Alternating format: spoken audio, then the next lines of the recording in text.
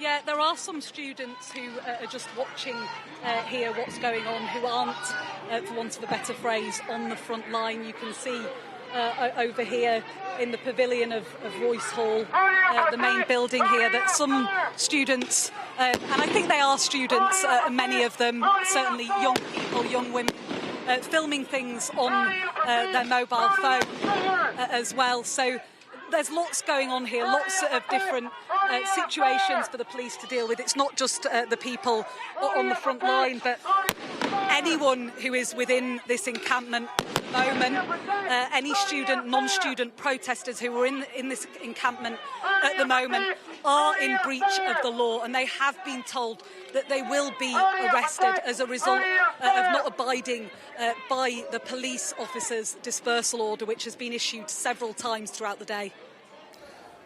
We have also heard, didn't we, you say about those officers earlier in the day, that they had warned... Sorry to interrupt. You can see here a skirmish between protesters and the police. Just see if we can get a little bit nearer. A pro-Palestinian protester tackled to the ground by police. They do have those white cable ties. They are now placing that protester under arrest, I believe, walking him out of this perimeter area. You can see there, though, people still bringing in these wooden pallets to try and reinforce the perimeter around the encampment. But the physical perimeter is all but gone now. The only thing holding these police officers back is the protesters themselves.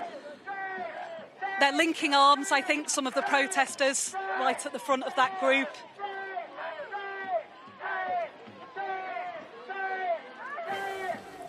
We can hear the chants, Martha. We can see protesters who are using torches, flashing them in the direction of the officers who are in front of them, trying, one would assume, to dazzle, disorientate and distract those officers. We've just seen, whilst we were seeing that scuffle, what looked like a homemade shield being carried past. There was white tape or strapping on the back of that board. Your camera now showing us more boarding, what looks like a university sign or something being pushed towards those front lines.